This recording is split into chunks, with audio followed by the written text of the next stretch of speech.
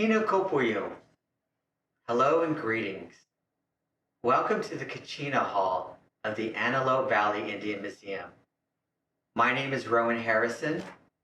I am a visual artist who works in the mediums of pottery, clay, and design illustrations. I am from the Pueblo of Isleta in Navajo Nation.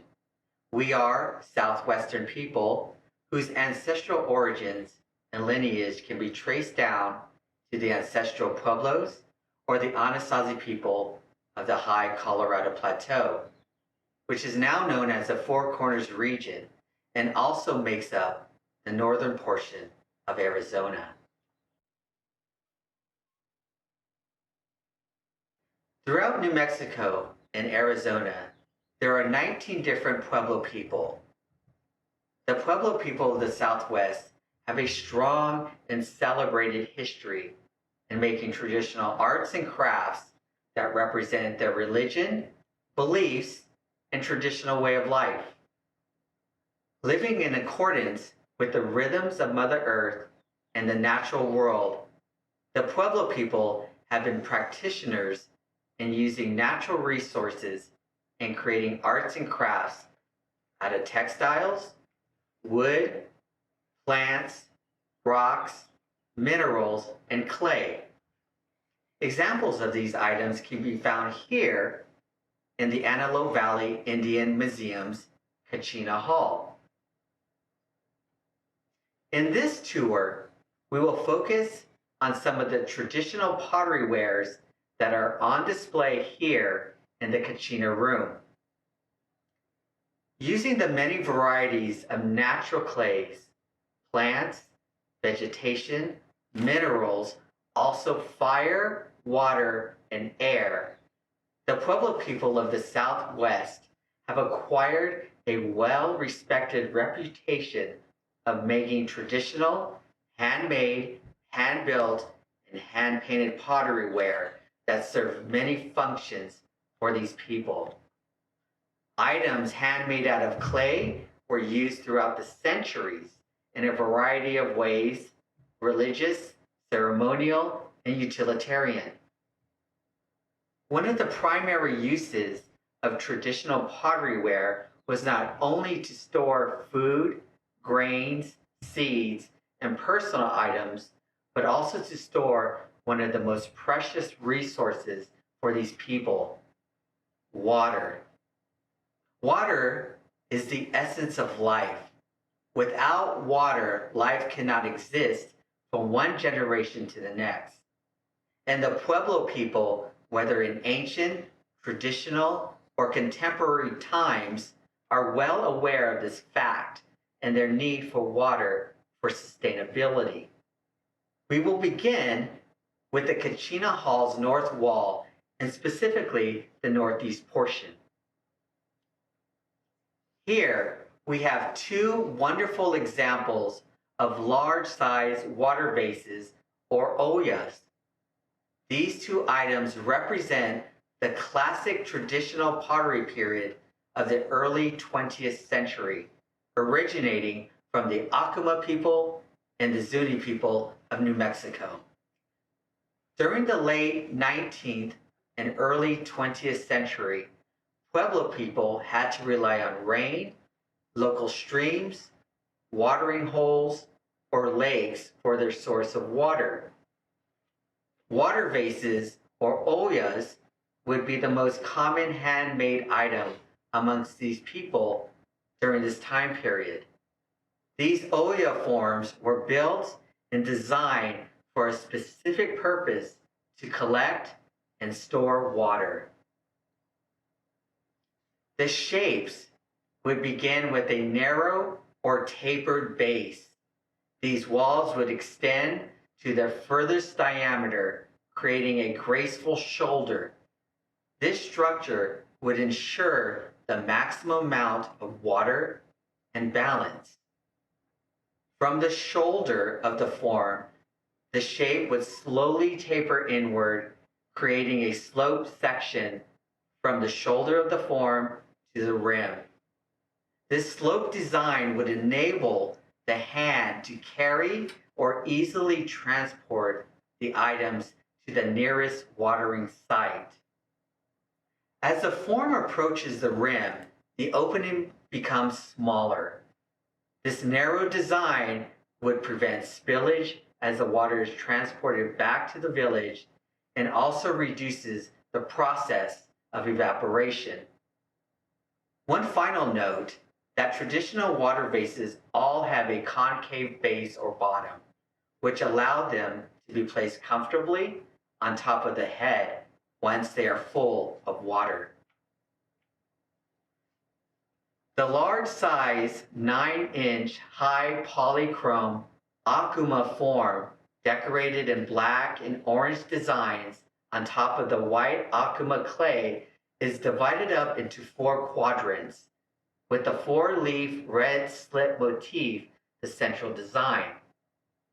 Simple, stylized motifs and designs that are connected or associated with rain are the common aesthetic from one form to the next. Here in this form, it is the fine lines that possibly represent the rain and the black half-circle motifs that represent the clouds is the dominant design for the form. A stylized heart-lined deer motif is the central element in the 9 by 11-inch wide zuni form. It is common to find animal motifs throughout traditional Native American pottery, especially amongst the Akuma, Laguna, and Zuni people. Most animal forms depicted on traditional wares all have a connection to water. Here, the narrative is the deer will drink from the springs for nourishment, and the pottery wares will always be full of that same nourishing water. Another curious element is the third horizontal framing band. The band does not complete itself around the circumference of the form, forming a small gap or spirit break, thus indicating a form that may have been made for ceremonial use or can be associated with female fertility.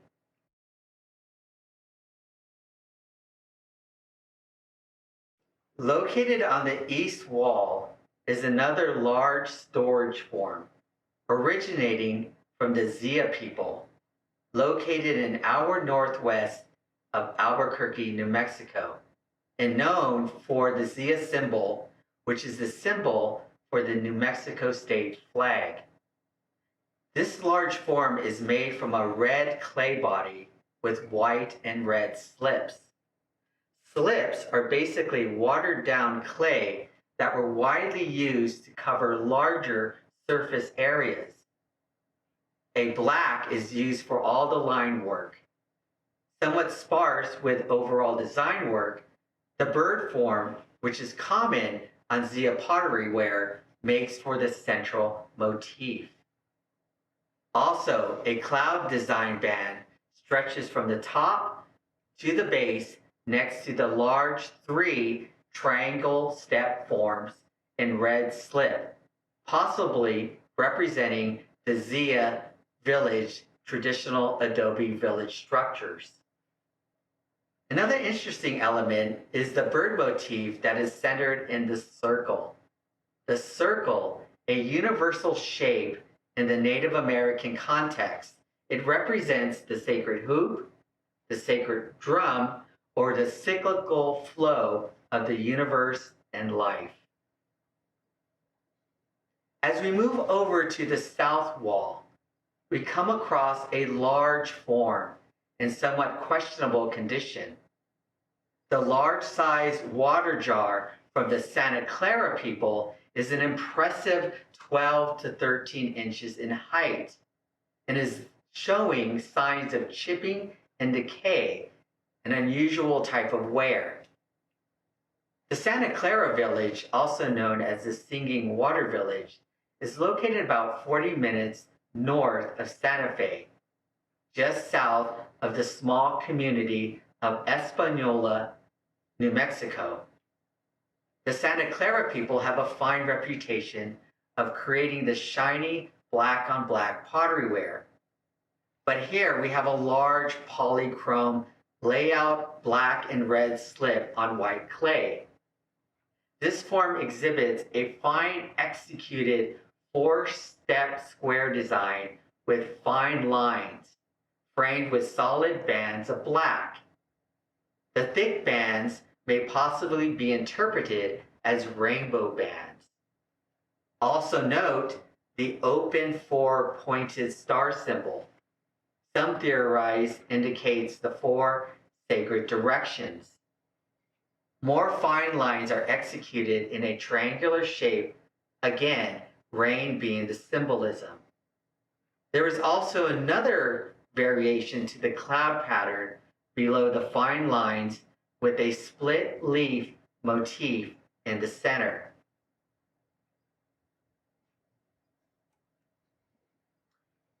Located on the east wall is a small mid-20th century black on white with red slip form from the Acoma people.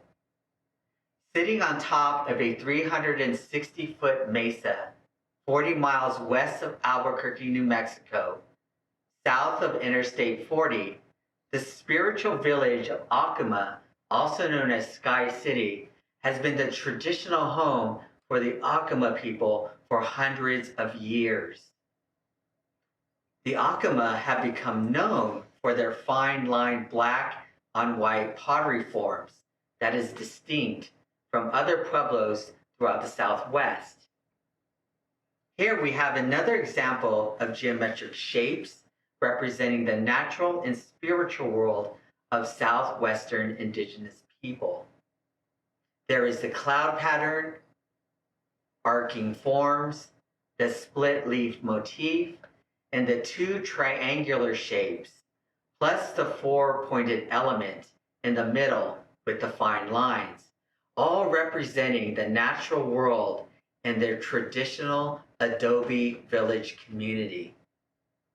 The 2 graceful shapes in red slip are finely executed in an alternating direction from the top to the bottom of the form, possibly symbolizing bird feathers or windswept clouds.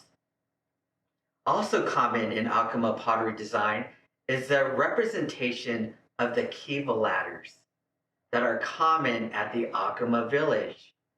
These wooden ladders are the entranceway into the ceremonial kiva chambers. These are symbolized by the 3 lines in the center of the bottom black arcing forms.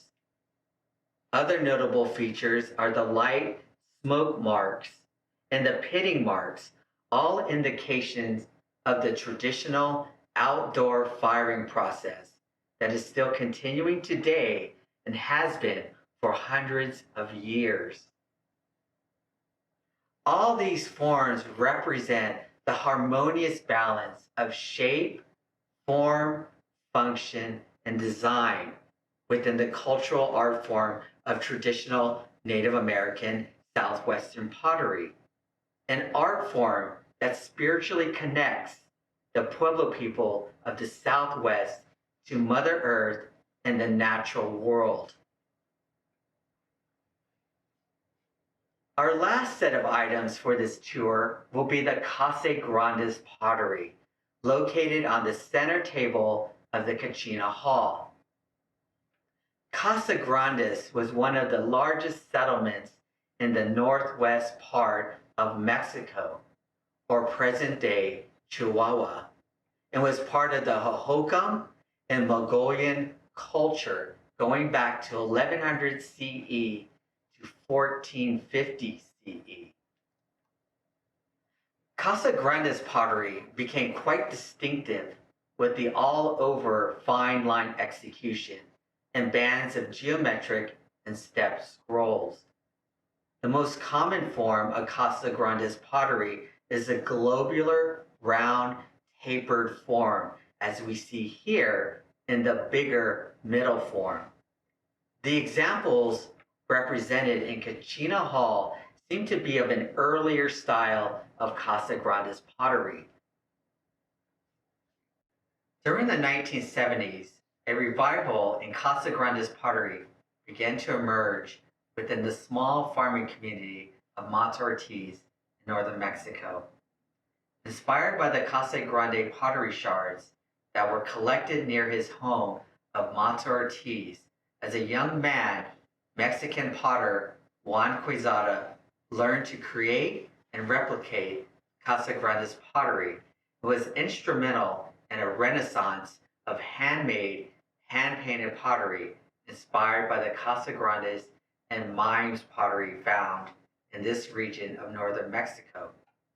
Today, the community of Monte Ortiz have established themselves as some of the finest craftspeople practicing this long-standing art form.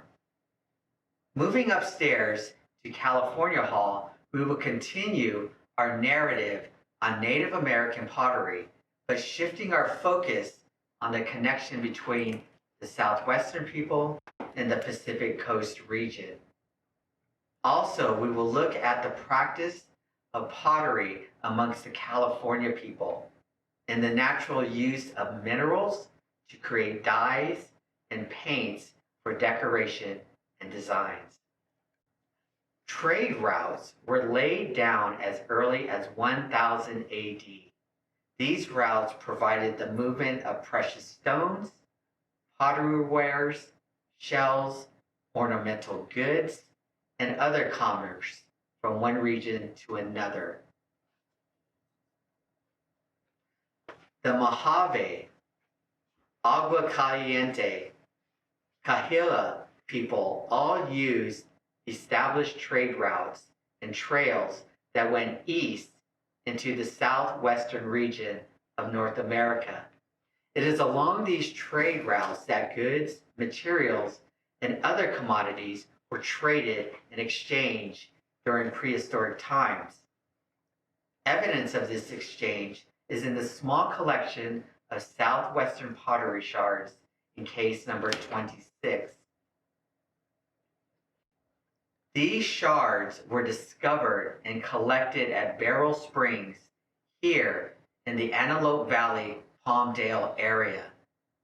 The shards present the black on white style that was common during the pottery period of the ancestral Puebloans, or commonly referred to as the Anasazi people. Also, in case number 26, the narrative of pottery making broadens and expands the boundaries of the Southwest to the California people. Case 26 has a robust collection of red, brown clay pottery shards that are distinct reminders that California people also experimented with the clay of the earth.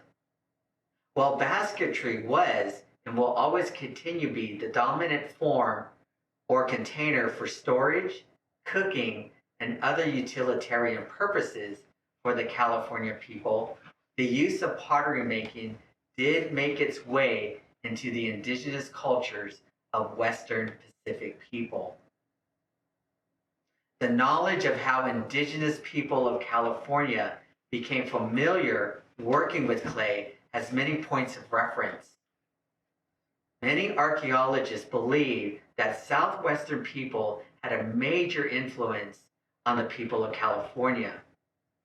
With trade routes established, pottery ware was traded from the Southwest people to the people of California, and the knowledge of working with clay was most likely part of this transaction. So whether it be the people of the desert, Kiowa, Mojave, Yuma, the southern Kumeyaay people, or the people of the north, the Paiute, Yokuts, pottery ware was built and used among these great California basin groups.